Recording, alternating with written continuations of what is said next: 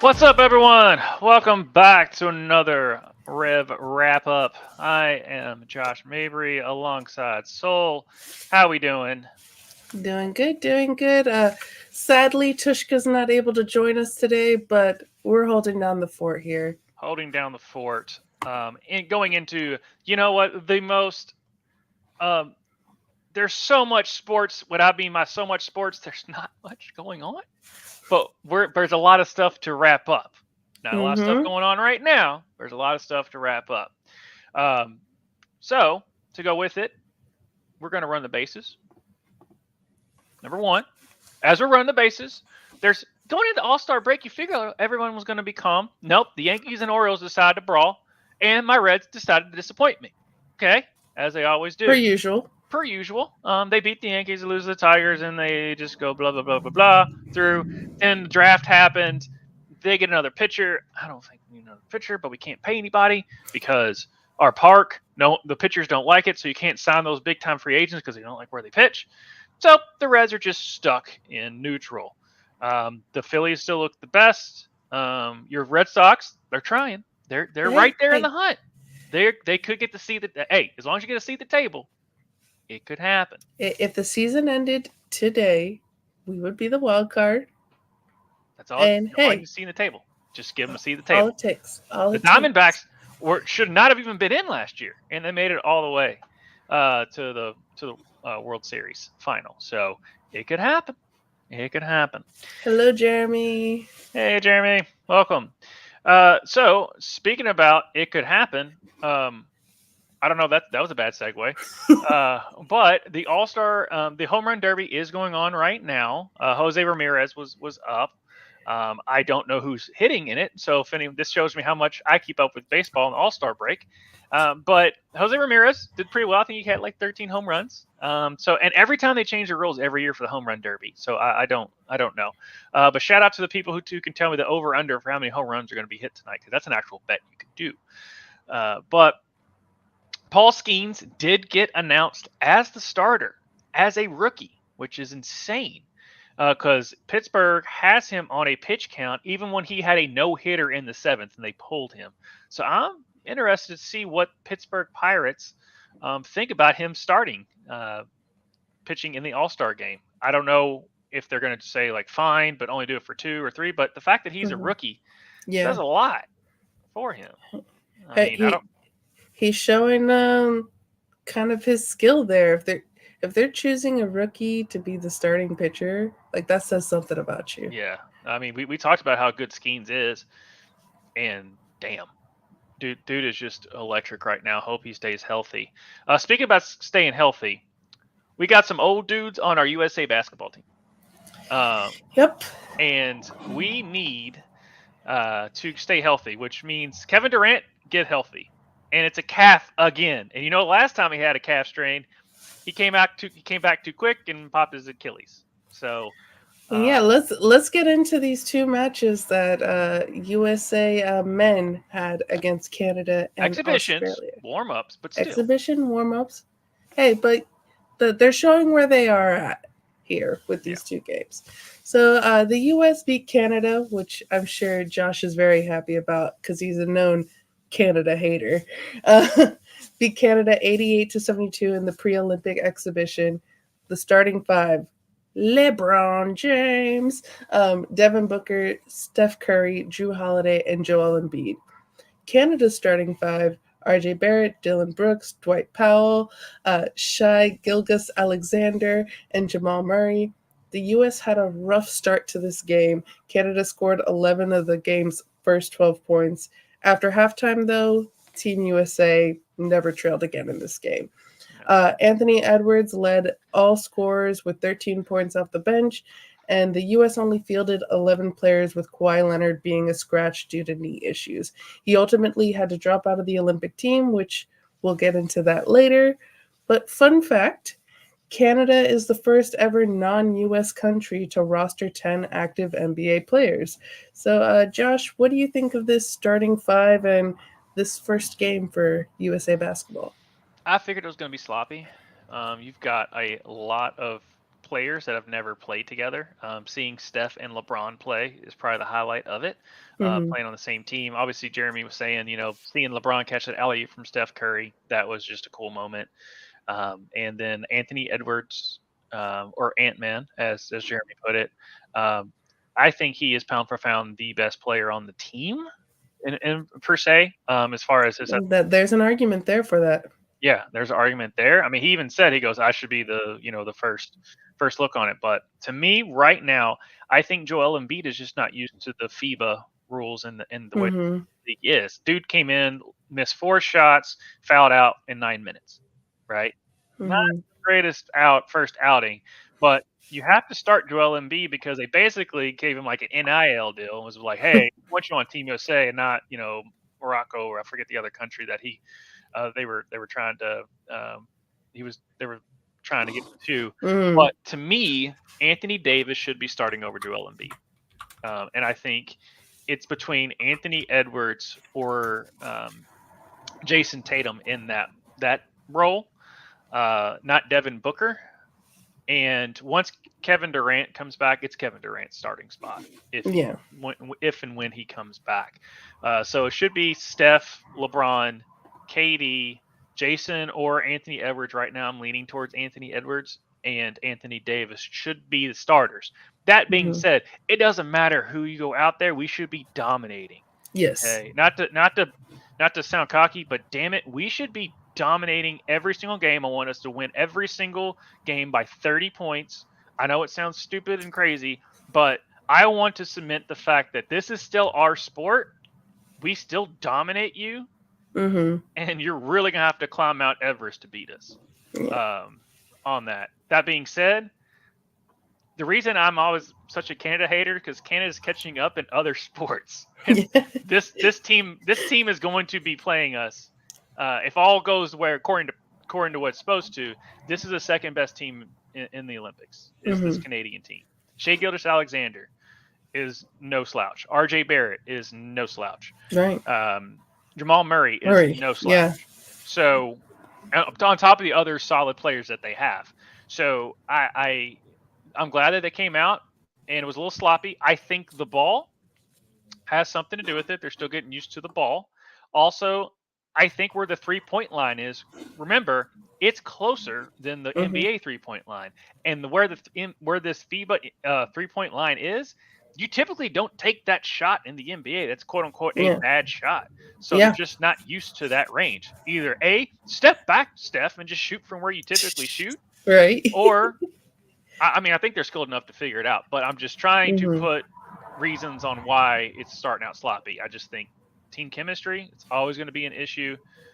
Where the type of ball, it can be an issue. I don't care how good you are. If you're not used to that ball and how it bounces and stuff like that, I think that's the reason turnovers happen so early in the game.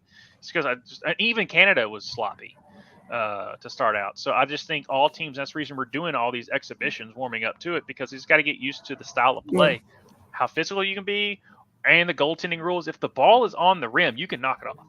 Yeah, that's technically not goaltending, which Anthony Davis loves. But I like our team. I just want us to beat everybody so bad. It's like even when we win by 6, I'm like, not good enough. Like I am that cocky.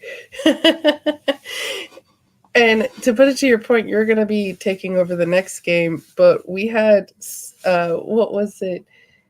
18 turnovers against Australia. So yeah, we need to tighten that up a little bit. And to your question earlier about Joel Embiid, he's Cameroonian American. Cameroon. Sorry, my bad on that. Cameroon, Morocco. I don't know where I was going. Anyway, I knew he was. Yeah, when you said Morocco, I was just like, I'm not so sure about that. Let me double check. Yep. But do you want to take over this next game? Yeah. We did not beat them by even more than we beat Canada. It was 98-92. A win's a win. At the end of the day, we're still figuring everything out. But a little too close for comfort. 17 turnovers. I'm sorry, 18 turnovers. I was looking at Anthony Davis' stat. But Anthony Davis, hey, guess what? He led the team in scoring with 17. Mm-hmm. Like I said, I think he's the better player right now for this type of team than Joel Embiid is. And Joel Embiid just came off a knee injury and stuff like that. But I just think because they basically talked him into staying with Team USA instead of going to Cameroon, I think it's part of the reason was like, you can start. Now, how much he actually plays once that happens, I don't know. But again, we're still figuring each other out, and we always play Australia tough in these exhibitions. Yeah. Even when we play, we've always played them. They've always played us tough. And that's on the men or women's side. Australia loves to play us. Yes, and they're pretty. I haven't looked at the other whoever's else on the team. I don't know if Patty Mills is still on the team. I don't know if Joe Ingles is still on the team for Australia. I'm pretty sure there's other. Dante Exum might be on the team. I don't know. I haven't looked at their roster. Those are the three guys that come to mind as far as the Australians. I'm surprised I even remembered that much. But I'm proud of you. Again, this is without Kevin Durant, and that is a game changer with Kevin Durant. When he doesn't have to overexude what he needs to do and just play within the game. As you know, he can play within a team. Ask the Golden State Warriors back-to-back championships. They didn't just give him the ball. It was Steph's team. And Kevin Durant just happened to be that extra guy that they needed to where they became unstoppable. I know people KD is KD for a reason. Yeah. So, but yeah, it's KD on that. But I wish it was more dominant performance. But Steve Kerr, lock it up. That's all I gotta say. Lock it up. All right. I just want us to lock up these turnovers. That's what worries me so far, because. We had a lot at the beginning of the game versus Canada, and we had 18 in this game. This is what happens a lot when you have the all-star teams, or even the Dream Team had this. If you go back and watch the documentary, when they lost to the high school people or the college, not the high school people, the college kids, the prep team or whatever is they overpassed. Because they didn't want to feel like it was, all that. So I've been away. I was able to watch the game tonight.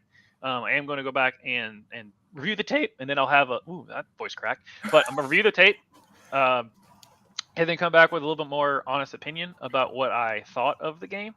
But to me, it's probably overpassing and getting too ahead of ourselves, and trying to speed up the game. We're not even that unit yet. And but I think. I mean, we've got a squad. Like I look at that squad, I'm just like, damn, it's really good. And part of it too reminds me of when LeBron was at the Heat with Wade and with Bosh, and that first year, it took a while for LeBron to do LeBron things, as in, let me get into the paint and freaking get this ball in the basket. He was passing the ball to Wade or passing it to Bosh or passing it to someone else, and I'm like, freaking drive into the paint, my guy. Right. So it's one of those of maybe you're with people you admire, or you're with people that you're not used to playing with. So you're like, oh, let me pass the ball to you instead of do the things that make you great. Right. But it's just it's still fun. I look forward to Team USA basketball, especially when you get these all-star rosters. It's just fun because it's more of it is a kind of the reason that they call it the dream teams is because you're like, man, if these guys are on a team, sometimes it doesn't always work, but I have faith we've got the right build, because there's sometimes, especially in 2004, we just didn't have the right build to win that Olympics. It's the only time we lost it since '92, since the dream team was done. Now we've lost some FIBA, and that's the reason we just lost the most recent FIBA. I don't think we even placed in it. That's the reason LeBron came out, which is like, nope, that's the end of that. Like, we're taking this back. We're not going to do this in the Olympics. So, all right, you made your bed. I expect you to be in that king size bed, LeBron, and get us that domination. I just don't want to win the gold medal. I want to destroy. Yeah, I'm here for it. I'm here for it. But you ready to switch over to the WNBA? Yeah. Let's do it. All right. WNBA headlines. First up, we got Caitlin Clark has a 29-point, 13-assist game in the Fever 89-84 loss to the Washington Mystics. Mystics now have 6 wins this year, and that has to feel a lot better probably than the start of the season when they were 0-12. Yes. They're currently 6-17. Speaking of Caitlin Clark, she is the fastest guard in WNBA history to record 20 blocks. Speaking of blocks, our girl Cam Brink, rest up, get healthy, my girl. Yeah. She's still top 5 in blocks in the WNBA, and she hasn't played in nearly a month. So that just shows how much she was dominating at the beginning of this year. Speaking of another rookie, Rakia Jackson is currently the only WNBA rookie to be averaging 10 plus points while shooting 45% or better. Continuing with the rookies, this rookie class, man. Angel Reese has recorded 16 double doubles in her first 22 career games, 15 of them in a row. I know we keep talking about her double doubles each week, but she's killing it. The last WNBA or NBA player to have more to the start of their career was fellow LSU grad Shaquille O'Neal in 92-93.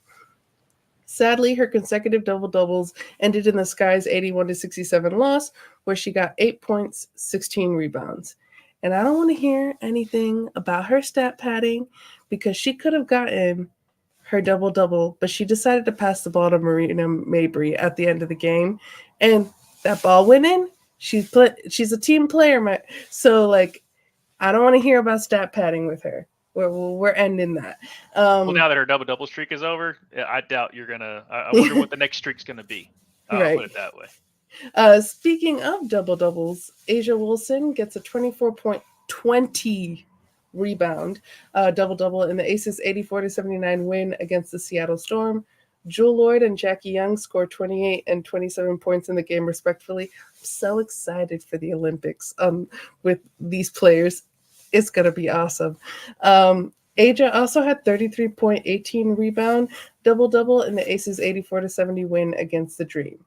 Another player that has me excited for the Olympics, Kalia Copper. She dropped 32 points in the Phoenix Mercury 100-84 win against Dallas, and then she goes on to drop 36 points the next game in the Mercury's 95-86 loss to the Fever. In that game, going back to Cece, she got 20 points, 13 assists, double-double, and Aaliyah Boston got a 21-point, 13 rebound double-double. And Kelsey Mitchell of the Fever dropped 28 points in that game. Speaking of the Mercury, their new state-of-the-art $70 million practice facility court will be named Diana Taurasi Court, adorned with one-of-a-kind Taurasi-inspired logo. The grand opening is this week, Thursday the 18th. So, Josh, which of these headlines strikes your fancy? Well, it's Angel Reese's. All good things must come to an end. Mm-hmm. There, Caitlin CC. Mm-hmm. There's enough time for us to talk more about her, which I know the comments are really going to love. But it's if you I don't know, you can call it just no, Angel, you're not going to get this today, because I don't know if anyone watched the game. As soon as she had the ball, I feel like the whole team surrounded her, like they were Mm-hmm. just not going to let her get the double Mm-hmm. on that. And that's why Mabry was open. Yeah. So because everyone surrounded her, which is perfect basketball. Yeah. Because you have such a scoring threat, you have to go over there and take care of that, and then leaves everyone. Someone else is open. If there's 2 on you, someone else is going to be open. Not just Mm-hmm. the whole team. It felt like 3 or 4 were on her at all times. Kind of like how most teams take CC from as soon as she crosses from like the other basket. They shadow her the whole time. And that leaves Aaliyah Boston open, Yeah. which you don't want to leave Aaliyah Boston Nope. open either. Nope. So there's the Fever and the Sky. They're on their way. They've definitely got some good foundation Mm-hmm. going forward. That is really cool though about DT. Mm-hmm. Getting something you would think, for as many great players as come through Connecticut, they've never really done this type of honor for a player. Whereas, and of course, DT, Sue Bird, Maya Moore, Mm-hmm. uh, I forget her name. It will be Paige Buckers soon. Oh yeah, Paige. Crap, she's on the Liberty. Help me out. Stewie. Brianna Stewart. Yeah, thank you. As soon as you said "buh," I got it. My brain clicked. Brianna Stewart. Just so many good to great, really UConn players, and Paige is going to be the next one up for that. But this is such a cool honor for a DT. I mean, she's at the end of her career, but don't tell her that. See you in Paris. Right. So I wish I could just highlight how great Asia is, but this is just another Tuesday, Right. in a sense, for Asia. So those are the things that stuck out to me. I like it. And I like that you want it to be Tuesday already, even though it's a Monday. I just always say that just because it's such a random day of just like, oh, it's Tuesday. What'd you do on Tuesday? Nothing. Whereas like Asia Wilson, what'd you do? I dropped 20 and 30. Yeah. What do you do the next night? Same. Like it's just another day at the office for her. She's too good, man. She's too good. So, anything on this other than that I haven't gone over that stuck out to you? That's all for basketball. All right. So let's move on to the novelty acts. Soul, we play tennis. Yeah. But I mean other people across the pond. Not us. We currently do not play tennis. But... No, not even pickleball or ping pong. It's about the adjacent as we can get to the sport. I was about to make a joke and I decided not to. Okay. But Wimbledon did happen this past week, and our girl Coco Gauff knocked out of Wimbledon in both singles and doubles.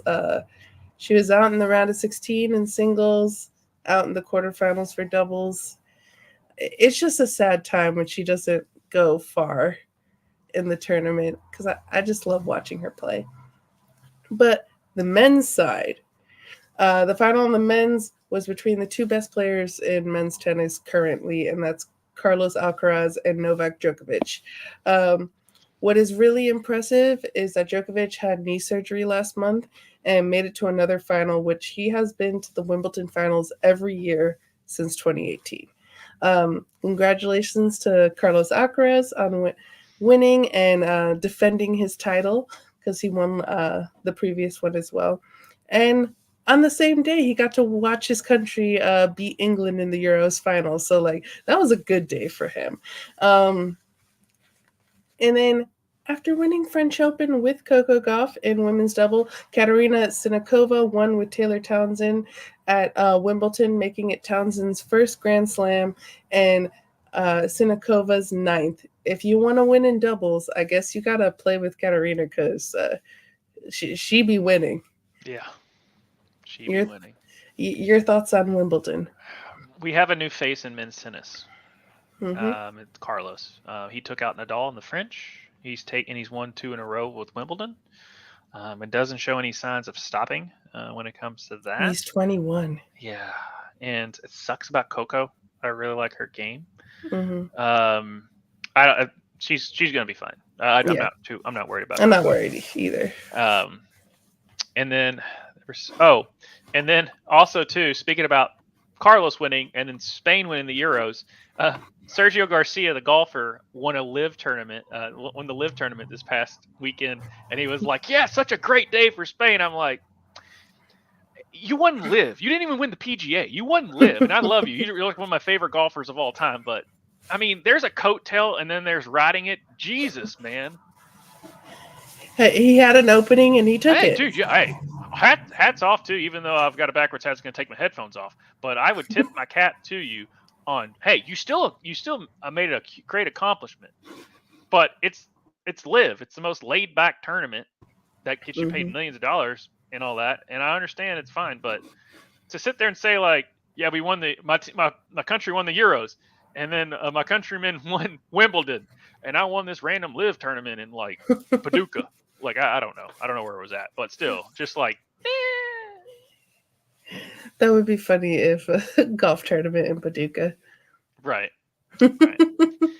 Um, but yeah, but to another novelty act to transition to one day we're just not going to have a somber time on this Right. show, but unfortunately we still can't. Jacoby Jones, mainly known as a Baltimore Raven, sadly passed away this past weekend at the age of 40. I don't think they've said what had happened with the death and the cause of it, but for people who don't know, he was more of a kick return specialist. I think he did return a kickoff or a punt one in the Super Bowl against the 49ers when they won it. But he was always a solid receiver. You know, was one of those 6-7 year receiver guys that jumped around to certain teams, but he was mainly known more for his return specialty and the stint on the Ravens because of the Super Bowl that they won. But at the age of 40, it just Yeah. stinks. And we're just, yeah, I don't know what else to say. We lost somebody that, and it's good to, that it's just gone too young, but his contributions we still remember. And that's what's always good is you left the legacy enough to where we're still going to be talking about you after we're gone. So Yeah. that's always good. But yeah, so sad. Thoughts out to all the family and stuff going through this unfortunate tragedy. Gone too soon, but never forgotten. Those are great words. That was the main thing that got me in these last two deaths that we have spoken about, is that they're way too young. Way Yep. too young. And yeah, they haven't said anything on what the cause of death is, and that's the part that I'm been thinking about is because he's in his 40s. So it's just like what caused it, and it's their right not to say what caused it. Like it's not for us to know, Mm-hmm. or please leave the family alone. Um, but yeah, it's just sad. It's really Yeah, sad. it is sad. What's not sad is we're having the Olympics this year. Yeah, great Um, transition. yeah, I applaud you. I was trying. I was like, how do you? That's always the hardest one is going from this person sadly passed away to hey guys, remember those 5 rings that comes around every 4 years? We're taking nailed with it. But yeah, this Olympics, we got some changes to Olympic rosters, starting with the U.S. women's national team. Sadly, Katarina Macario is ruled out for the Olympics days ahead of the tournament due to consistent irritation in her right knee. Kat was out for 2 years with an ACL injury and got back to the game earlier this year with Chelsea under our beloved Emma Hayes. Emma has spoken multiple times about females and ACL injuries and how they are more prevalent in the women's game and that the recovery time is longer than their male counterparts. So she is not going to take any chances with Kat and her knee. Lynn Williams, who was originally an alternate, has been elevated to the 18-man roster. I'm really sad for Kat, but I'm really happy for Lynn. I really enjoy her as a player, and she's one of our most defensive-minded forwards that we currently have. She gives a different profile for our forwards and can be used when we need to change something up in the game. Kind of those last moments when you're like, okay, we need to throw something different into the game. Let's throw in a Lynn Williams. Since Kat is a midfielder, although she can also play a 9, like false 9. I'm assuming Jaden Shaw, who is listed as a forward currently on this, is probably going to drop into the midfield because Lynn is coming in as a forward. Emily Sams will now be joining the team as an alternate. She's a defender for Orlando Pride, was called up as a training player for the Olympic send-off games, and she currently has 0 caps with the senior national team. She must have impressed Emma during trainings to decide to put her as an alternate because she has never played for us before, and I had no idea who she was until this announcement. Well, if you don't know who she is, then that's a big one. So, your thoughts on this switch? I would be a little worried, but you've got my faith in Emma Hayes too high. Mm-hmm. And the fact that she knows what you're doing. At this point, I'm like, can you coach both of them?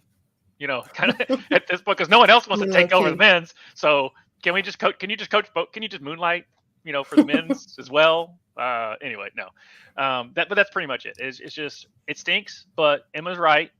It takes a little bit. The ACLs are so much more prevalent, unfortunately, in female knees, and it does take longer for them to heal. So you just don't want to rush it Right. with it. I mean, so many athletes, your brain says yes and your body says no, and it sucks because it's the Olympics and it's just Yeah. these feats of being you played your butt off and worked and sacrificed and missed all those parties and all those other distractions because you were so focused on your game, and your body is saying you can't do it, and that's the hardest part. You don't Yeah. go out the way you want to, and your body makes a decision for you, then you just not being good enough. It's just those things that just mentally will screw with an Yeah. athlete at this level, much less any level, but especially at the top of their profession. But so I feel bad for is Katarina. Katarina. Thank Yeah. you. I feel bad for Katarina just because she works so hard to sacrifice so much, and for her body to tell her, sorry, it's not going to Yeah. happen. And you have to make that decision if you're Emma, her professional team, all that she plays for, all of that. You just unfortunately have to make that decision because there's no reason to take up a roster spot for someone who's not going to play, or if you are, it's going to sacrifice maybe her total future Yeah. with that. So And Emma's not gonna do that, especially because Emma was her club coach at Chelsea. Yeah. So she was there with her day in and day out, dealing with this knee injury and seeing her come back to play after being gone for 2 years. So if she's gonna be extra careful about anyone, she's gonna be careful about one of her players that was her club team player. Gotcha. Yeah, but no, that's it. Just I think it stinks for Katarina, but of the other things that happened, all I heard was Emma Hayes is our coach. Kind of when he went through everything, and I until Emma, I bought into you got me bought into her. So until something happens to where I just don't like the sets and stuff that they're doing, once I actually see them on the pitch with Emma fully ingrained into that team, I still have all faith that we're still going to be dominant. Well, we talked about it a little bit earlier, but Josh, you want to talk about Kawhi no longer with us? This didn't surprise me at all. I think he literally was there long enough to make a photo op and just show that, and just like 25 years from now, we're like, dude, he was on the team. I was like, well, he technically wasn't, but I mean, he was at one point. But I mean, he was never healthy all season. Like Kawhi Leonard was never healthy all season. Joel pushed through it, but he's still not 100%. But at least he's good enough to go. But Kawhi was just never good, and of course he's known for I forget what the load management is what they call it in the NBA. So basically, they just wouldn't play him all 72 games because by the time he hit the playoffs, they'll be worn out, stuff like that. So you want to protect your stars. So they did that to Wade in his last years too. Yeah, they give it to Wade. LeBron, all the stars do it. Okay, unfortunately, except for the Knicks. The Knicks is like Thibodeau doesn't give a crap. He is going to play everyone. He doesn't do load management, which the basketball purists are like, that's not the game. I was like, well, there's 72 games in the season. Either cut it down, which they're never going to do, or accept the fact that they're going to do load management. It's which one is it? Well, to kind of pivot back to Kawhi, he did tell his teammates he'll be good for the game against Canada, but then ultimately, as we kind of alluded to with Katarina, the business decision was made, and basically said that he's just not good enough to go. Obviously, Kevin Durant's good enough, even with his calf injury, but he's good enough to go. They would have not made that decision. They would have made that decision for Kevin. It's so weird to call him Kevin, just call him KD. But they've replaced him with Derek White from the Boston Celtics, and he's a solid player. He's a role player, but he's not Jaylen Brown. Yeah, that was my main thing. It's like, if you're gonna choose a Celtic, why are you not choosing the Finals MVP? Apparently, he's a better defender. I don't know. Donovan Mitchell's still floating out there. I'm trying to think of people in that spot that Kawhi. So he's more of a 3 guard. So that's where Derek White fits in. Jaylen technically was playing the 2, but Jalen's big enough to play the 3. Right. And he's better than Derek. So as a person who's a big Donovan Mitchell guy, supporter, I understand why he wasn't part of that, didn't get the phone call. But Jaylen Brown, and Jaylen kind of threw out some cryptic tweets Yeah. And there's a lot of scuttlebutt saying because he represents another shoe brand, and so he didn't get the call. And I'm like, that's petty. Yeah. But I guess the thing is like, we really don't need Derek, but he's there if we need it. It's still Derek White's Yeah. Derek White. I mean, I mean, good luck to him. Like, yes, congratulations. yeah. This is like huge for you. But yeah, I'm a little confused, confuzzled. Kyrie Irving, Dame Lillard. Like, I mean, these two guys, the Dame and Kyrie are not in the three. You're not going to put them in the 3 spot. Luka doesn't play for USA, so but yeah, it was weird that Jalen got passed over. That was the main one. Yeah. Like, I was listing a bunch of players, like I just listed, but it wasn't the fit for what Kawhi was doing. Jalen was that fit. He's better, so I didn't get it. Yeah, and definitely some tweets, some reporting. Jalen's seems to not be too happy about it. No, allegedly, he is not happy. I can tell you that, right? You can call it cryptic tweets all you want to. I can call. He's not happy that he didn't get called over his teammate. Is that going to cause jealousy between him and Jason Tatum and Derek White next year? I doubt it, because it's not their fault that he didn't get the call. That's just something that. But I will put it this way, Jalen, you have all reason to gripe, because you should have been that phone call and not Derek White, in my opinion. I agree. But we got some other Olympic roster news, not about the United States, but about Australia. Australia. Australian basketball legend Lauren Jackson will come out of retirement to appear in her 5th Olympics. Lauren Jackson played for Australia for 4 consecutive Olympics, 2000 all the way to 2012. And won 3 silver medals and 1 bronze. She also captained the only Australian women's national team to win a FIBA World Cup in 2006. She's a 2-time WNBA champion with Seattle Storm in 2004 and 2010, 3-time MVP in 2003, 2007, and 10, and 7-time All-Star. In 2016, she retired due to injuries and was inducted into the Basketball Hall of Fame in 2019. Coming out of retirement, it has been 12 years since this 43-year-old last played in the Olympics. DT, you're no longer the oldest player playing in the Olympics in women's basketball. So that's probably making DT feel a little bit better. But thoughts on someone coming out of retirement? 12 years. 12 years since you last played in Olympics.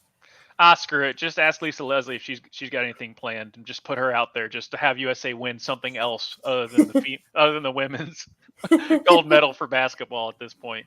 It's cool. Other than just having that, I mean, you get to go to the Olympics and you're 43. Like, that doesn't happen, right? Unless some obscure sport that I don't know enough about. Shout out to the skiing with the rifle competition in the Winter Olympics. That's still the weirdest thing ever. But yeah, I mean, it's cool. I mean, you're gonna get trounced by 30 against USA. It's one of those player coaches, like the NBA, like has like Udonis Haslem, like he was basically a player coach towards the end of his career, but it's like you need UD. So yeah. So it's kind of the same thing. I think they just realized they had a spot, and all right, Lauren, go your Toby Keith era, RIP to that, but still go on Toby Keith. You're not as good as your one was, but you could be as good as once as you ever was. Yeah. And I'm just saying, though, just call Lisa Leslie. Just have her up there for like 2 seconds. That would be something. That would definitely be. Yeah. You know what? Bring Dawn Staley back. F it. Shamika Holsclaw. Come on. You still got some stuff in you. Cheryl Swoops. Let's do it. Oh, man. Now I'm just getting nostalgia right now. But a team that always brings me nostalgia, and actually this is a good segue because they were celebrating the 99ers. Let's go to Kicking and Screaming and the U.S. Women's National Team. So they played Mexico in one of their 2 friendlies before the Olympics. And as I said, this is the 25th 99ers anniversary game celebrating the team that brought us our 2nd star. And let's just look at these ladies. Just looks like they're having the most fun time of their lives. Like, here they are, just having some fun. the current team with the 99ers, and I just want to shout out Michelle Akers right there, because not only is she a 99er, she's also part of the first ever U.S. women's national team that started in 1985. So, like, legend right here. And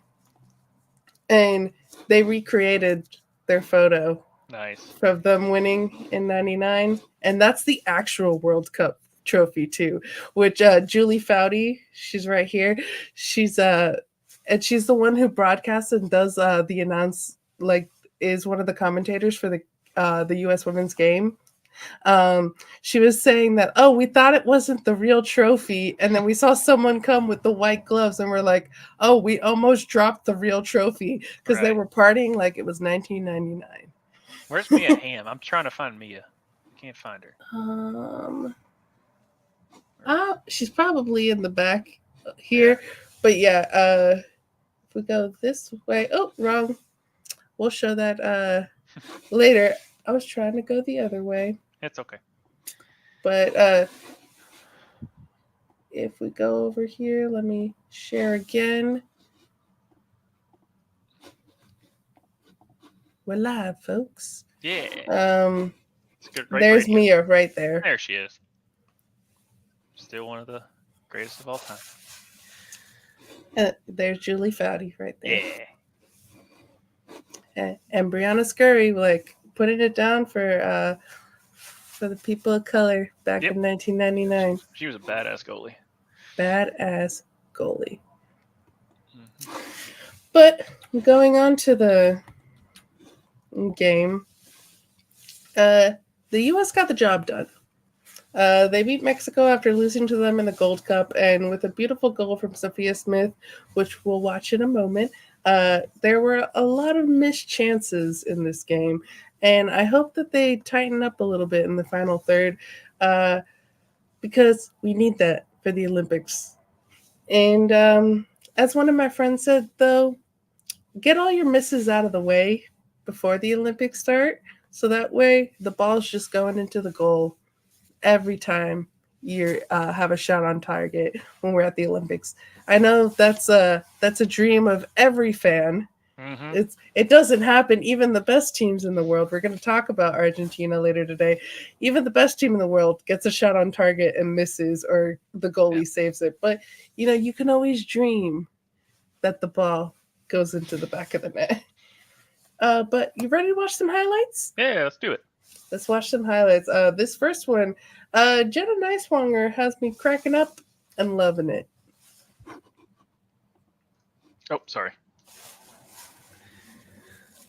With the corner to Palacios. Spin. Isn't that technically a dangerous play, or is it not in this level? I don't know, but that was hilarious. And Robin touching her legs too. Lavelle. Here is Sophia Smith. What about the finish? Oh. Yeah. Again. Yeah. But someone put the Family Guy meme of him spinning around and around. Yeah. Yeah. I remember, like, back in, like, when I played youth, they would have blown the whistle on that as a dangerous play just because they didn't want to get you hurt. But it's hilarious. Yeah. Absolutely hilarious. Hey, she made the play. She made the play. She should have finished here. She just took too many touches. And Trinity, man, she wanted a goal the whole game. She and I wanted a goal for her.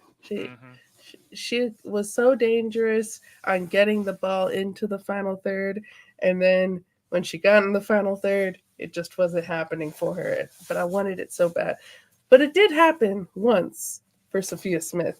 She scores in the 64th minute, becoming the 11th player in U.S. women's national team history to reach 20 goals before turning 24. So let's watch this goal.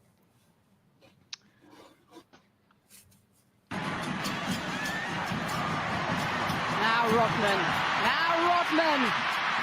Swanson in the centre. Here's Swanson. Will she go alone? Finds Smith. Damn. And Trinity Rodman with the hockey assist. I mean, yeah. You're not? You can't do anything without Rodman. Everyone knows this. And speaking of Rodman, Tricky Trin over here doing what she loves to do, nutmegging someone on the touchline. Oh, I clicked it. There we go. Live.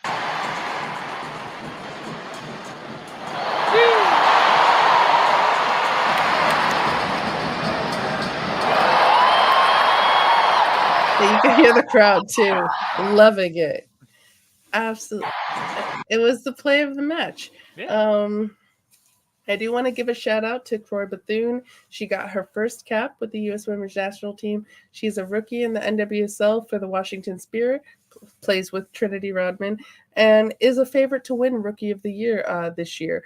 She is also one of the alternates for the Olympics, so she's going to be on that plane to Paris, but she's probably not going to play unless, God forbid, someone gets injured or has to go home. So, Josh, thoughts on this game? I mean, the good people won. I was going to say the good guys, but I didn't want to do that weird misgendering crap. But the good people won. The good females won. And just Trinity Rodman's just so freaking good. I mean, she's just yeah. Score a goal though. Score a goal. God dang it! But she's so good. You can just tell like her game has stepped up since the last Female World Cup and Olympic and all those major tournaments. But she just seems so. She sees the field so well. She makes the right run. She makes the right passes. She's not trying to force it. She's on that level where I think she's going to have a dominant Olympics, much less the next World Cup. She definitely has a very high ceiling, and one of my hopes for her is that she reaches the heights of her potential, because her potential is through the roof. Yeah, and I mean, Rose is just so consistent. It's nuts. Yeah. And it was nice to see old Rose back, because she's been injured a lot. Yeah. And so she wasn't playing like herself, but she played really well at this game. So if we could get Rose to play like it's 2019, then let's do it. Yeah. Hey, she's won in France before, so she could do it again. But going on to now, same sport, but over to the men's side. Let's talk Copa America. Where do you want to really start with this? Copa America, we've had some funny moments, some serious moments, and we have Messi winning another trophy. Yeah. To the funny, in the Argentina versus Canada match, Drake placed a $300,000 bet on Canada to beat Argentina. And after Argentina won, the official account of the Argentine national team played Kendrick Lamar's Not Like Us on Instagram while posting this picture here, which we don't have Tushka here, so... And it shows. Let's begin. Live in color. Here we are. Here's come the picture. So over here on the left, you got Drake's bet. Yep. It's a lot of money. Mm-hmm. And over here, you got. Yeah. Yeah. Just Drake is just catching L's left and right, man. I'm not crying about it. I enjoy some of his music, but dude is just catching L's. And after Kendrick Lamar's sixth diss track, you realize why J. Cole was like, I'm out. I'm good. Yeah. J. Cole was the smart one. He was just like, you know what? It didn't sit right with me. I'm sorry. I'm getting out of this. Yeah. And Drake was like, nah, I'm going to continue. Should not have. And we're not going to talk about it today, but ESPYs, even Serena was going after him. So, yeah. It kind of makes you feel a little bad for Drake. It's like, oh, poor thing. Like, he's getting it from every direction. The Argentine national team is saying, not like us. He's going to be... Drake's going to be fine, guys. Yeah, okay? Yeah. He'll be fine. I mean, he has that much money to be able to bet on a soccer game, so he's good. He's fine. He's going to be fine. This will blow over. He'll always remember as the person who took the L as a Kendrick Lamar. But everyone could have saw that coming from a mile away. But this isn't a music show, so let's rev it up. Talk about the other part of the Copa that is not too fun. Yeah. To the serious. In the Colombia versus Uruguay match, allegedly, and using these words for legal purposes, Colombian fans attacked some family members from the Uruguayan team, and those players went into the stands to fight the fans. We're not going to show the videos for this, but if you are curious, there's plenty of videos online. To spare Josh and the audience, there's a video of one of the players being interviewed in Spanish after the match, talking about the lack of security, calling it a disaster, and blaming fans for getting too drunk and riled up. Many pundits and people who have attended Copa America games have said there has been a lack of security, and since Copa America is run by CONMEBOL, the South American Confederation, the security in the stadiums fall under the hands of them, and it allegedly has been lacking. There's also a video of Darwin Núñez holding his terrified son in his arms, and Darwin himself looked shaken up. It goes without saying that attacking someone at a game is never acceptable, but especially don't attack the players' families. So, Josh, before we go into a little bit more serious thoughts on this part. I think it kind of bleeds into what happened at the final. But just on this moment, this is the first time it reminded me of like the Malice in the Palace. For those who don't know, it's a game between the Pacers and the Pistons.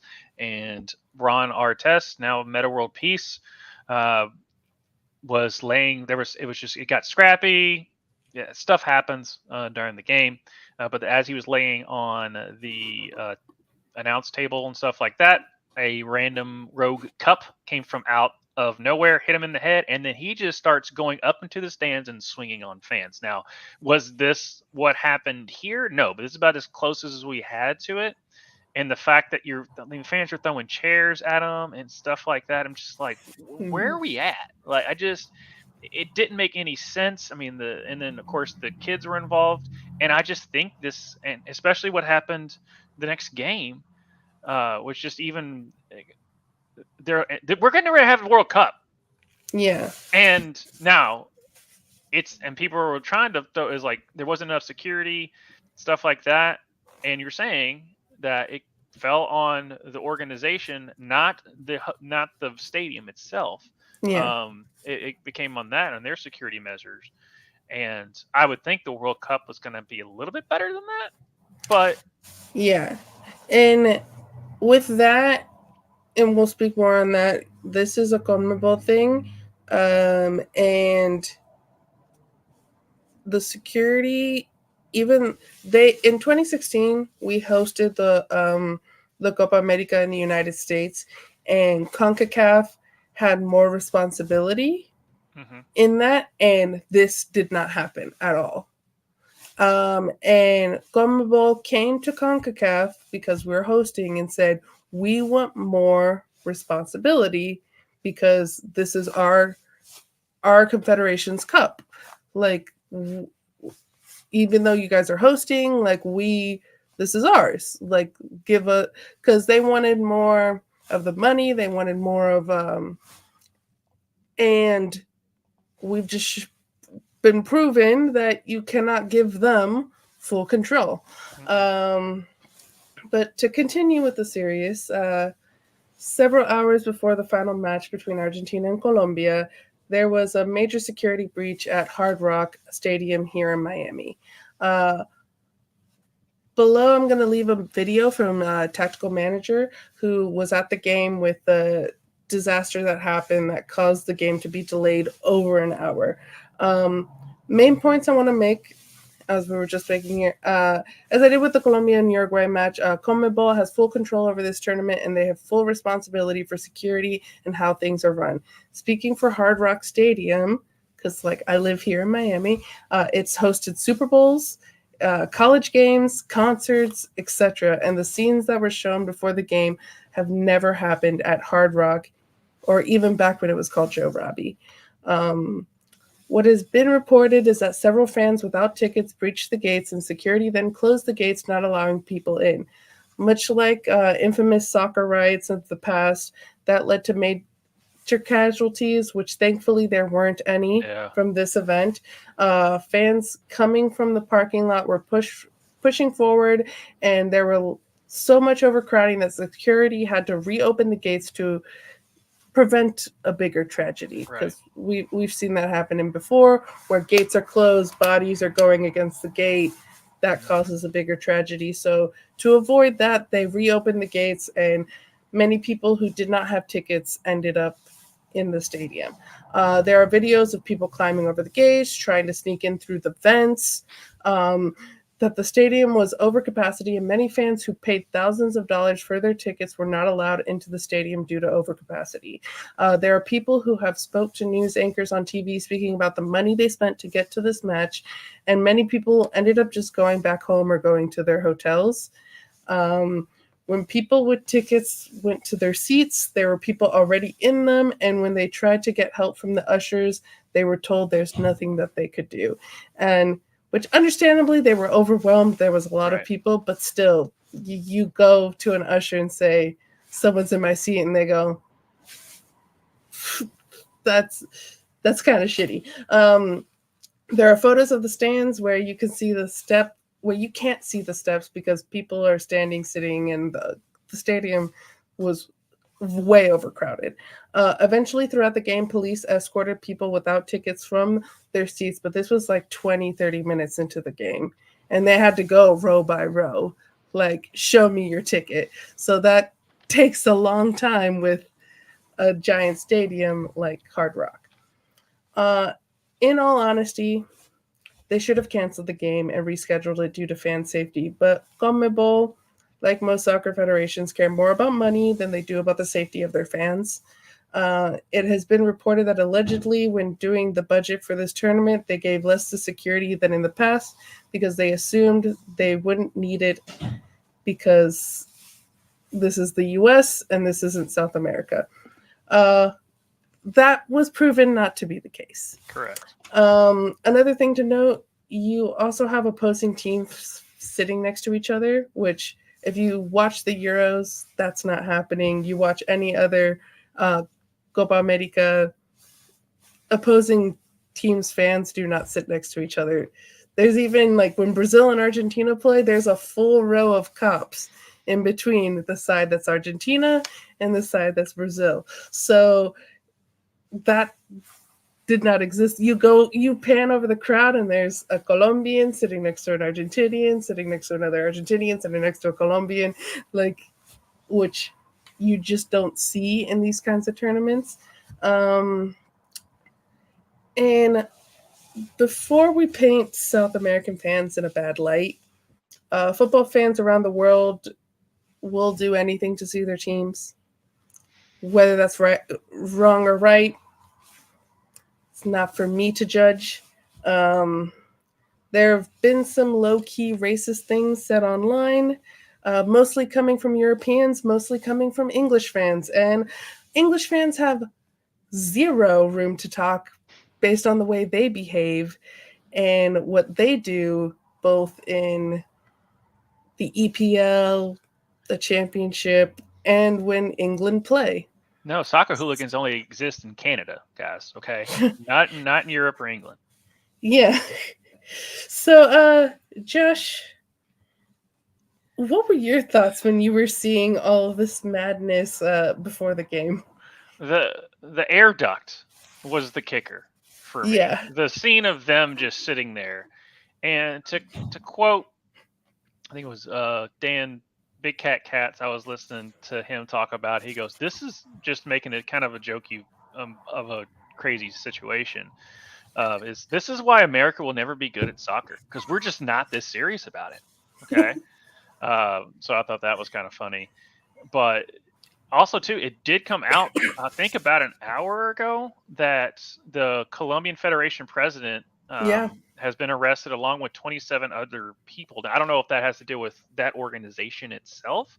I just saw the headline. Okay, so Yeah. don't super quote me on it, but it's more of the well, but it's like, does it really fall? How much responsibility does it really fall on the Colombian Federation president unless they figured out that he was the reason that he said everyone just go, type Yeah, of thing. and that wouldn't be on him. That would be on CONMEBOL. I That'd be really CONMEBOL. don't. Yeah, I don't. I saw that he was arrested before going live, and I was like, I wonder if he would got into a fight with someone, or he, like, because that's my only assumption, because he doesn't really have his responsibility is the safety of his team, Right. not really the safety of the event. Yeah. So because CONMEBOL's putting on the event. And again, this is a stadium that's had Taylor Swift, that's had Beyonce, that's had multiple Super Bowls. Like, this doesn't happen here. right. I mean, no. And I mean that's your stadium. That's your home stadium, and Yeah. it stinks like that shot of that escalator. It was torn to pieces. Yeah. And just stuff like that. And it's just sad on that. It's just like, we're here to enjoy a game. Yes, we want our team to win, and yes, it's maybe a once in a lifetime thing. But there is rules and regulations, unfortunately. And unfortunately, yes, the tickets are extremely high, but that's because everyone wants to go. And if you couldn't get a ticket, I don't know what else to tell you. Like, that's just the way that's how the cookie crumbles in this situation. And you just unfortunately have greedy people who don't like infrastructure and logistics. And with me, thank God nothing serious happened. Right. No. But the fact that they opened the gates and literally anyone was able to come into that stadium without being checked for what's on their person. Someone brought their dog. Like, there was video of like someone with their dog. So, this could have been so much worse. Yeah, it could have been so much worse. This was like Black Friday times 100. Yes. Type of thing, because it's in one. Black Friday happens all over the country, and it's obviously died down now because of how the internet's taken over as far as how you shop. But this was the first time where you saw, like, they either like, damn if you do, damn if you don't. Okay, do just let everyone stay outside and then just crush each other, which has happened at what was the Travis Scott concert, where people were being crushed and actually people died. Or Liverpool fans. Right. Or Liverpool fans. Or do you just say, let's roll the dice, let them in, and then just figure it out from there? Yeah. You are understaffed, overwhelmed, and this is what happens sometimes. Yeah. Sometimes. This is the only time I've ever remembered this type of stuff happening. Yeah. Because I really don't keep up with the Premier. I don't keep up with the Premier League or overseas when it could get crazy. I hope that there was videos too. People were just like, English fans, is this you during this Euros? Like, trashing the street. But I like to believe that it will be better during the World Cup, because FIFA, as corrupt as it is, they're very good at putting on a show. And they know how to budget an event. So I feel like that's going to be better during, especially because I think like the venues themselves will have more power over the event than this Copa America. Because like the Uruguay-Colombia thing, that happened in Charlotte. So like, do you see that kind of shit happening in Charlotte, North Carolina? Like, they give tickets away to Carolina Panther games. Like, kind of, I was like trying to refrain, was biting my tongue, being like, we've had multiple NFL games. I'm like, yeah, but there's not a lot of people at the Miami Miami Dolphins, yes. Not the U though. Not the U. No. But let's go to the actual soccer of it all, because the match was fun, even though it was 0-0 in the first 90 minutes of the game, it was a fun match to watch. It's basically seeing two great teams battle it out against each other. And sadly, for all Messi fans, for all Inter Miami fans, we have an injured Messi, and it's non-contact. It's not good. Not good. Let's watch this and be sad. Mm-hmm. No contact, goes to the ground. Injury. But he is And Messi stays on the ground. And he's not one of those players that stays on the ground and tries to milk it. It's not good. And the part that really got me is they showed Messi sitting in on the sidelines multiple times, and he was just fully in tears, which we have sad Messi here. Oh man, you hate to see that, really.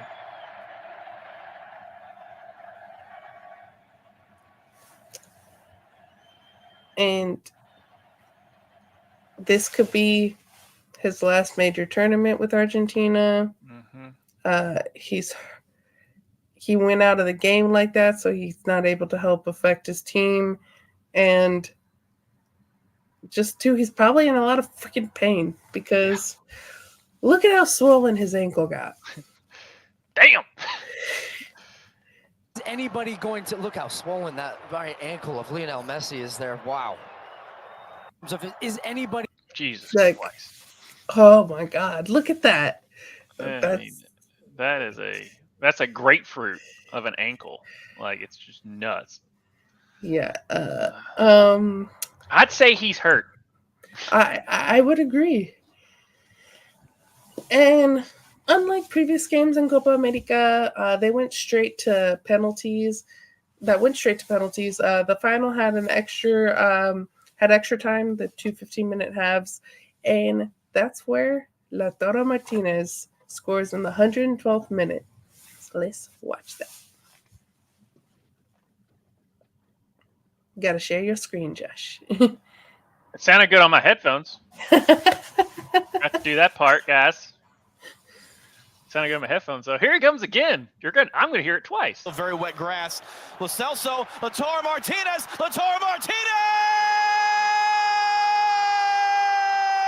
Jumps over, runs. And also, we don't have the video here, but go watch Messi on his swollen ass ankle being so excited when this goal went in. Yeah. And it's in the 100, extra time, so. Yeah.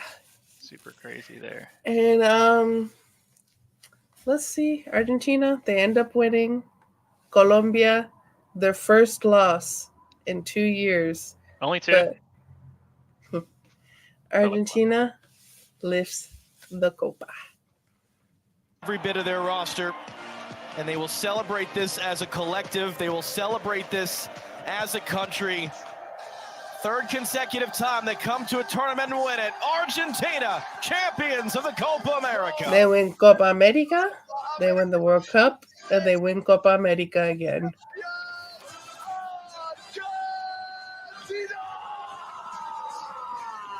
Messi's like, I will jump the cup, but I'm not jumping myself. Right.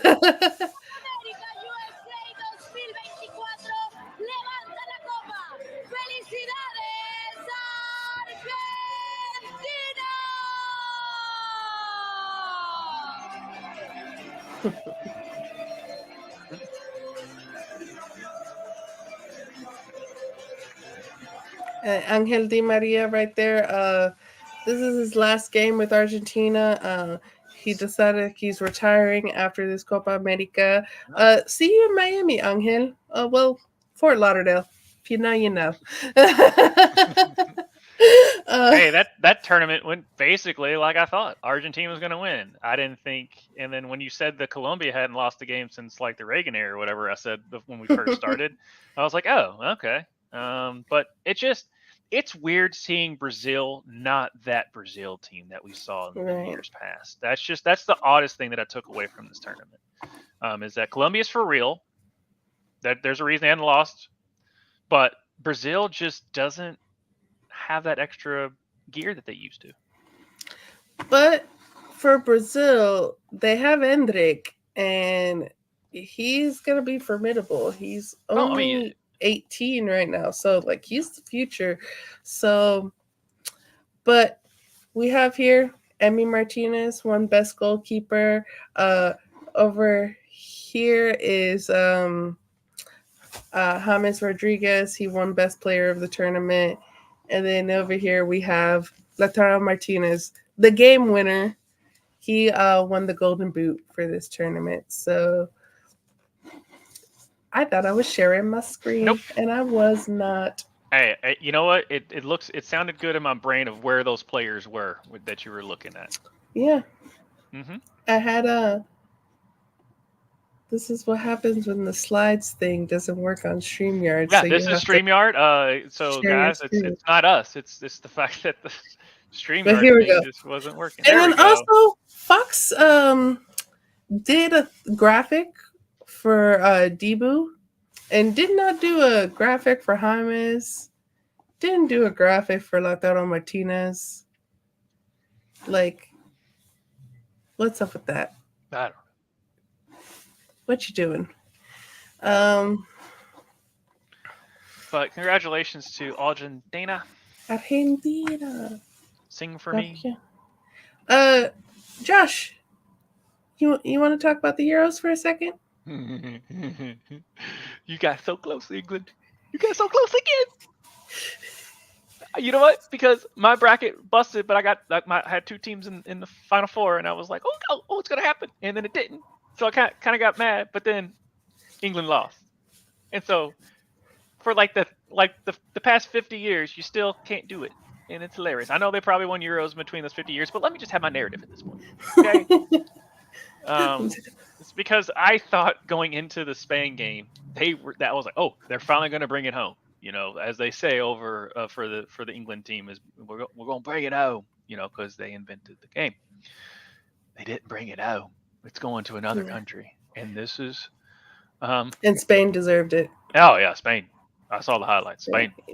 Spain pretty much controlled the game. Really, it was close, but they made what they needed to do.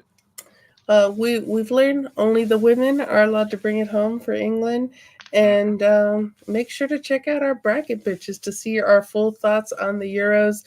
We did not do the last episode because stuff happens in our life. We're very busy people, but we are gonna this week have a video for the end to see whose bracket is busted, all of ours, and who won. I don't know. Who won? It wasn't me. I was so close though. I had it. It was right there. I blame the guy that starts with an M, ends with a E, and mineral is BAP. I blame him. But on to our last topic in Kicking and Screaming, and it is on Greg Berhalter. He was fired on Wednesday, the 10th, from the U.S. men's national team. The U.S. Soccer Federation finally did the right thing, even though we wasted the beginning of the cycle. But that's how things go in U.S. soccer. About every coach that gets a second cycle, he does not make it through his second cycle. It's kind of like a tradition for us at this point. We're like, let's continue on with this guy and then fire him halfway through. Mm-hmm. It's what we do. But there's some interesting and exciting names that fans and pundits have been talking about as possibilities for our next coach. The USSF got arguably the best coach on the women's side, and I hope we are as serious as picking a coach for the men. So let's go through some of our options here. The biggest name, Jurgen Klopp. He said no already. Former coach of Liverpool and Borussia Dortmund, where he coached Christian Pulisic. He would have been such a He would have good been pick. so good. He would have been perfect. He would have been perfect. I'm not sad. Everything's fine. Other fans want Pep Guardiola, which it's not a possibility, guys. Not right now. He's still with Man City. Maybe in the future, he most likely won't ever coach Spain because he's a proud Catalan, and he does love the United States. But yeah, it's not happening, guys. So do not put that pipe dream. I put the pipe dream of Jurgen Klopp in my mind, and I got upset. But I know not to put the pipe dream of Pep He Guardiola. was so quick to turn us down too. I know, it was so sad. Some pundits and former players say former U.S. men's national team player and LAFC manager Steve Cherundolo is in the lead for the job. I think this would be a mistake by U.S. Soccer. It would prove to the fans the same problem we've had with the Federation. It's an old boys club. And that they're scared to pick anyone outside of the U.S. soccer sphere. They showed this not to be true when they hired Emma. Let's continue that trend. A lot of fans and pundits agree that if an MLS coach is going to be chosen to lead the U.S. men's national team, it should be Wilfred Nancy from the Columbus Crew because he's a winner, which, to be fair to Cherundolo won as well. But Nancy isn't a part of the Old Boys Club because he's French and is currently a better coach than Cherundolo in the MLS, in my opinion. Another Frenchman who's available is Patrick Vieira, who has won a World Cup with France as a player and was a part of the invincible season with Arsenal. As a coach, he used to coach in the MLS, so he knows the U.S. soccer landscape, and coached Chris Richards, one of our center backs, at Crystal Palace. If we're sticking with the French, depending on how he does with the French U23s at the Olympics, Thierry Henry is always an option. And he has showed interest before in the U.S. job. I love and respect Thierry as a player. He hasn't proved himself as a coach, but if he can win gold, he might be able to change my mind there. If JJ Redick can become the Lakers head coach, so can Thierry Henry be the be the coach for. I mean, he's coached in the MLS before. He's coached, and he has shown that his mind is so far ahead and so brilliant that he can't really simply give his tactics. But, maybe he's grown as a coach. He's currently coaching the French U23s, so let's see what he does there this summer. He played for the Red Bulls, so he's got my vote. But the Frenchman who has the biggest chance and is the Frenchman I would choose if we're going to go with France with Oui Oui Baguette Monsieur is Hervé Renard. He has won the African Cup of Nations with Zambia in 2012 and Ivory Coast in 2015. He's most notably known for being the only team to beat Argentina at the 2022 World Cup with Saudi Arabia. That was the only game Saudi Arabia won, and they got grouped at the World Cup. So there are negatives to his resume as well. He's currently coaching the French women at the Olympics, so he'd be a good choice with a lot of international experience. Going back to former U.S. men's national team players, Hugo Perez, former coach of El Salvador and former U.S. youth coach, is an option as well. He's coached a majority of this team at the youth level, so there's familiarity there. El Salvador is not a good team, but he has gotten them to punch above their weight when he was their coach, and that's something we desperately need as the U.S. right now. We used to be able to punch above our weight. We haven't in a long time. Someone I didn't think about, but is being reported, Spain's Luis de la Fuente representatives contacted U.S. Soccer saying he's interested in the job. He just won the Euros with Spain. This would be an amazing get. There's a possibility he's using us to leverage Spain for a better salary, but I'm going to leave a little smidgen of hope there that this is genuine. But Josh, your thoughts on the possibilities? Well, with the Spain's coach, that'd be crazy. If Jurgen was definitely, but I understand where you're saying he's burnt out. I mean, it's kind of he just left. He just retired. He just retired. I mean, and I know for a lot of Liverpool fans out there, it's an end of an era for them. And I know that was obvious. Well, he ain't got nothing to do. he's on a beach somewhere, and I'm guessing. I don't know, but he is enjoying the good life. He just stopped, and obviously it was kind of a mutual agreement. It wasn't like he just decided to retire. I think it was kind of the with him and the organization. So, but it's Jurgen. Like when you think of Liverpool, you think of Jurgen and all that crazy run that they've had with him. But you talk about punching above your weight a lot of times with Liverpool. Now, Liverpool's been great, obviously, but Jurgen's also has not always fielded the best team, and they've always come to the challenge. And he's won in the Man City era. Yeah. Mm-hmm. But anyway, we're not gonna go with that pipe dream because unfortunately he sealed that pipe up. Okay, it's clogged. You can't unclog it.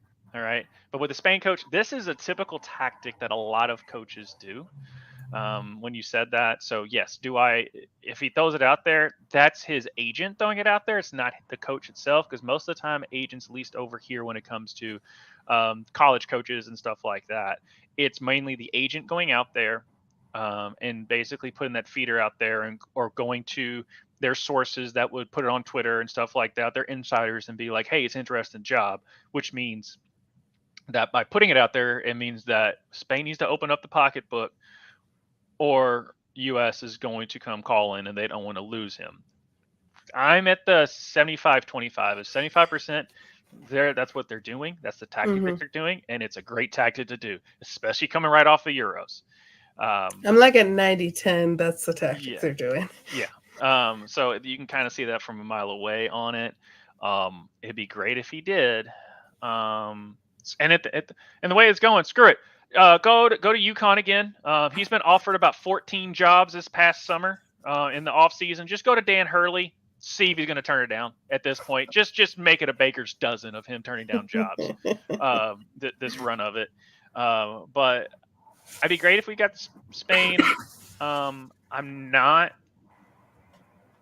Based off of his resume, is it Herve? Okay, I didn't know how French it got with that spelling. The pronunciation with it. But based off of what you've laid out, I don't want another players coach. We've had that enough. And apparently that doesn't get the job done. We've tried. I forgot who was was he German? Who was it? Yeah, Jurgen Klinsmann. Yeah, Jurgen. We finally got it. That was our Klopp type back then, and that he did not see eye to eye. He immediately, Landon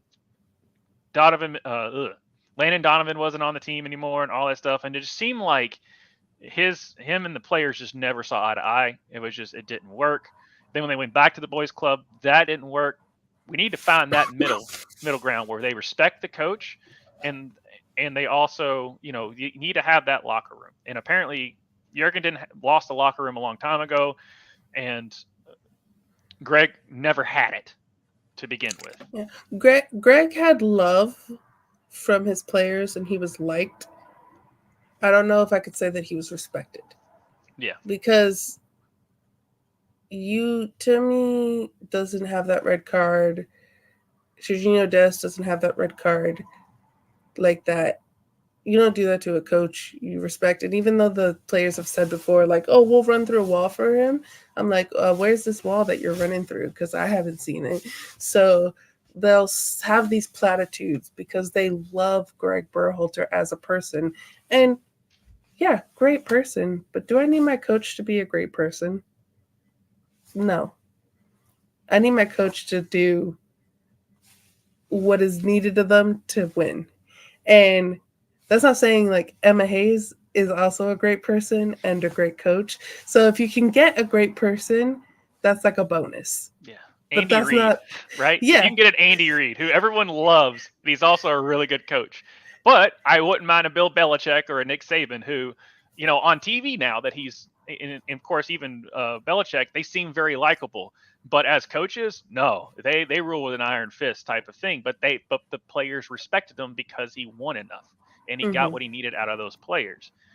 But definitely like a Thierry, that would command respect. He would. Right. But yeah, as of right now, I'm leaning towards her based off the resumes that you've listed of the other coaches.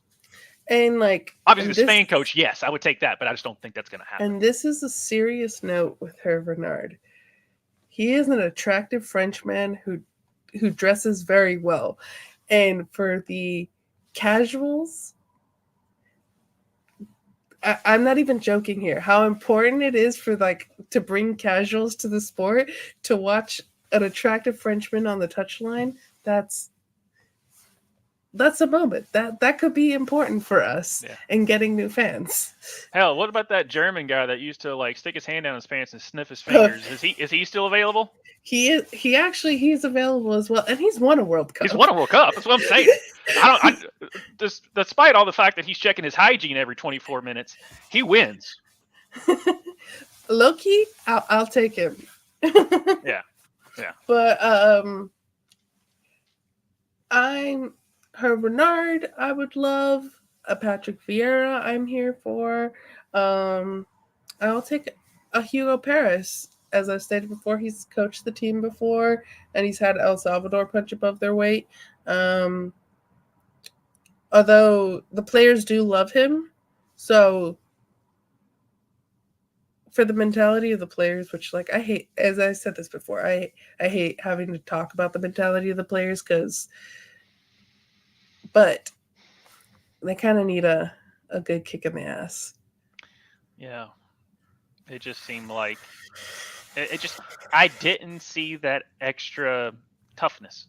In Copa against Colombia, we showed it against Brazil. We showed that toughness against Brazil. We just don't show it game in, game out. Yeah, and that's the problem. And we show it against Mexico. We show up for Mexico all the time. Granted, this is the worst Mexico has been in a very long time. Right. But and the Ghana match we saw that we were just way better than them. I mean, that wasn't anything, but that was a friendly too. But yeah, go ahead. Yeah, so to me, it's just we can't pick and choose when to show up. And for Mexico, we show up there because it's a rivalry match and because it's just we got to show that we're better than them. Or with England, we'll show up against England because we don't want England to be able to talk smack on us. Yeah. So it's kind of one of those just maybe we just need to say that the other team's talking shit for these boys to show up.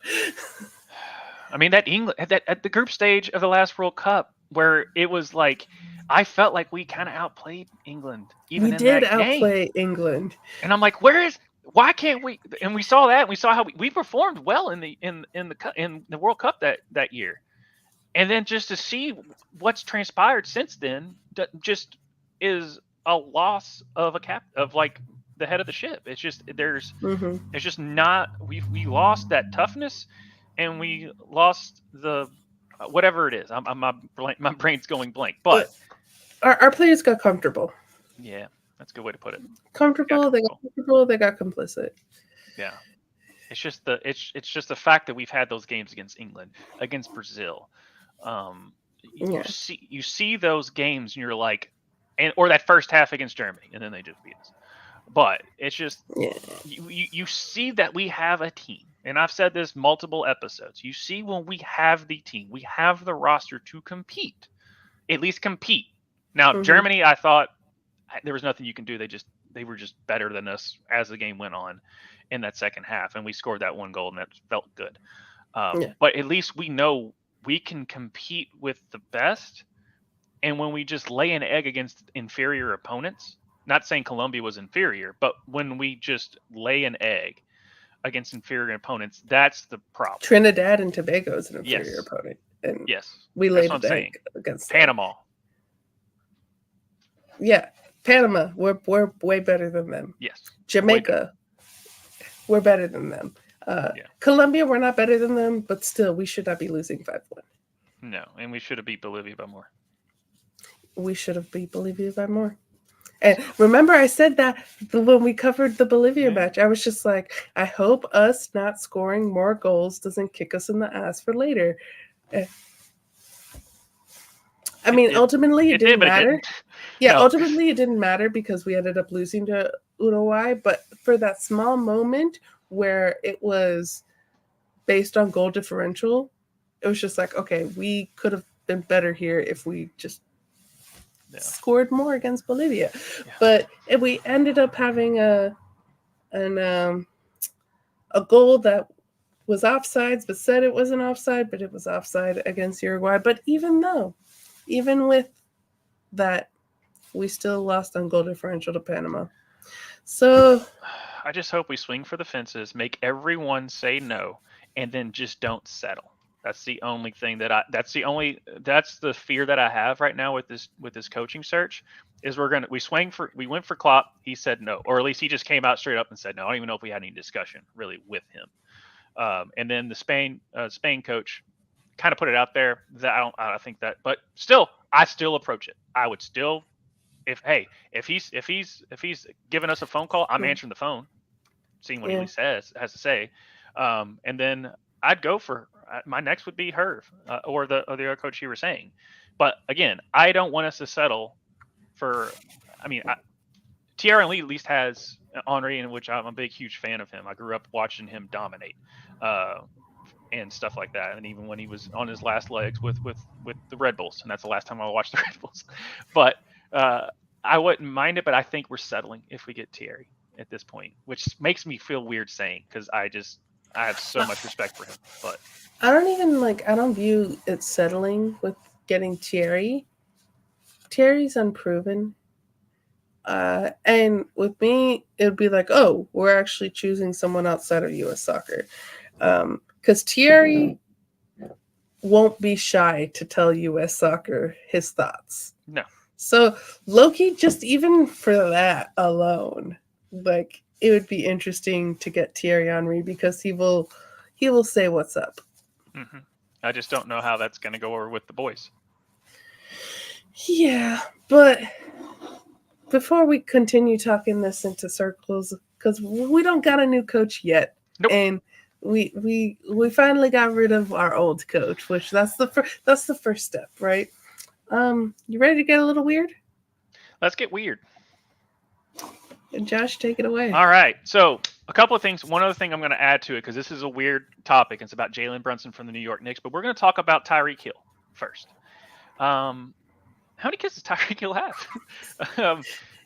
Is he at the? Oh my gosh. Anyway, is he Nick Cannon? Yeah. Well, there's Antonio Cromartie. Look it up. That's all I gotta say. A Florida court has declared NFL star Tyreek Hill the father of yet another child, bringing his unofficial roster of kids to 7, with another on the way, and could have as many as 10 children if rumors are to be believed. A court order published Monday confirms that Tyreek Hill and his baby mama, Kimberly Kaylee Baker, reached a confidential paternity agreement backed by the signing of an NDA for their baby, Trey Love Hill, born May 2023. Hill is already paying $13,500 a month in child support for his 3 kids with his former fiancée, Crystal Espinal. I think I've got that right.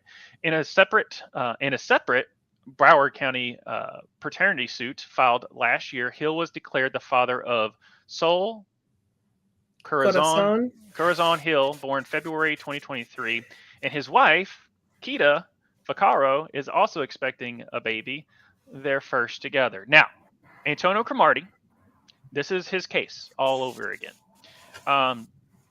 But the dude, Antonio Cromartie basically had to ask for an advance when he was playing for the Jets. Had to ask for an advance, for $500,000 or $200,000. Had to add an advance for that much just to pay his child support. I think he's got 12 kids. Okay, with 4 different women, and then on top of it, the woman that he was married, I think he's still married to. This is Antonio Cromartie, but just kind of related to this Tyreek Hill situation. She got pregnant again, and he already had a vasectomy. So the vasectomy didn't even work for him, and he still had another kid. So we always talk about Antonio Cromartie is always the go-to when it comes to this type of situation. Mm-hmm. But this, I don't know, is weird. As that's rightfully so. This is weird. Multiple kids born in the same year. Yeah. By different women. He's a cheetah. Take that for where you want. If it was a dad joke, him being fast at certain things, you take it for what you want. but they call him the cheetah, and I guess they don't call him the cheetah for nothing. Yeah, well, he that. was Tushka's. Now he's mine with the Dolphins. Yeah, yeah. Another weird thing, which is and the weird thing as far as how sports contracts work. Jalen Brunson is the star for the New York Knicks. And they basically signed. They basically have about 2 other players that played with him at Villanova, and then they just traded to get Mikal Bridges, who also played with him. So you have 4 players that won 2 national. At least out of the 4, they won 2 national championships in 3 years for Villanova. They're calling themselves the Villanova Knicks. Is basically what they've deemed this team. Mm-hmm. Well, Jalen Brunson just signed a contract extension. He signed a contract extension for like $150 million or something like that. The trick is, it's not a max deal. He turned down, or at least kept and didn't take $113 million. So they have more room to spend, I guess, on other players to fill it out. That's the weird part. I know people, and you hear athletes a lot of times take pay cuts, but that's towards the end of their career to ring chase. Tom Brady's done it. I think Kevin Durant. You hear a lot of those. UD did it. That's why he was on the bench for as long. Right. Pat Riley told him, "You can be on this bench for as long as you want because you took a pay cut when we got LeBron and Bosh." Right. So from the outside looking in, you're like, "Man, that's crazy. Like that's really cool that you would talk about putting your team in front of you. $113 million. That's tough. That's a lot of money. It's one thing of being like, because LeBron took a pay cut this year, $3 million. This dude took a pay cut of $113 million. Like that is very weird for this day and age. Hey, he must be good at his budget, must got everything straightened out. Because a lot of athletes now, this much money, I doubt he will. But I mean, there's a 30 for 30 about, it's called Broke, and it's about NBA players and NFL players that don't know how to manage their money very well and stuff like that. And they blow it all. They blow it all. And speaking about, he didn't blow it, but he just didn't want it. So they could spend on the rest of the team. And I get chasing a championship, but it'd be one thing if it's like $3 million, $5 million here, but they're $113 million. Yeah, that's crazy. I mean, just let them have 13 and just take the other 100. Like, damn. Yeah, that is wild. Yeah. So, but, and if they don't win, even more so. I think there's something in the clause to where they can renegotiate next year or something. So I don't think it's as crazy as it is, but it's still nuts. But still, how many kids does Tyreek Hill have? I don't know, but Antonio Grimaldi's got a lot of them. And then I know Phillip Rivers. Now it's with the same woman, but he's part of he's got like 9 kids or something as well, but I think he's part of that religion that doesn't do any type of contraception or anything like that. So, on that, but yeah, as far as NFL players and a bunch of kids, there you go. That's the rundown for that. Let us know what you want us to talk about next week on Let's Get Weird, because we like to get weird over here and talk about some crazy things in sports. But you ready to wrap this up, Josh? I'm ready to wrap it up. So, where can they find us? They can find us on the Discord link down below. Join us there. You can join us at patreon.com/RuckusEV. You can follow us on Twitter, everything RuckusEV, where you could just see Josh's beautiful face, my beautiful face, and Tushka's beautiful face, even though he's not here right now. Just imagine Tushka's beautiful face right now. But yeah, follow us, like, and subscribe. We're doing some cool things over here. Yeah, doing some cool things. Well, as they all say, here's your moment of zen. I want to play this.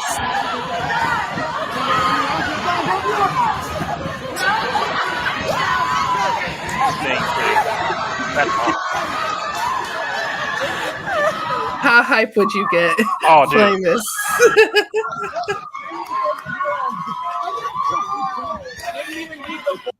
Yeah. Well, anyways, guys, see you later. See ya.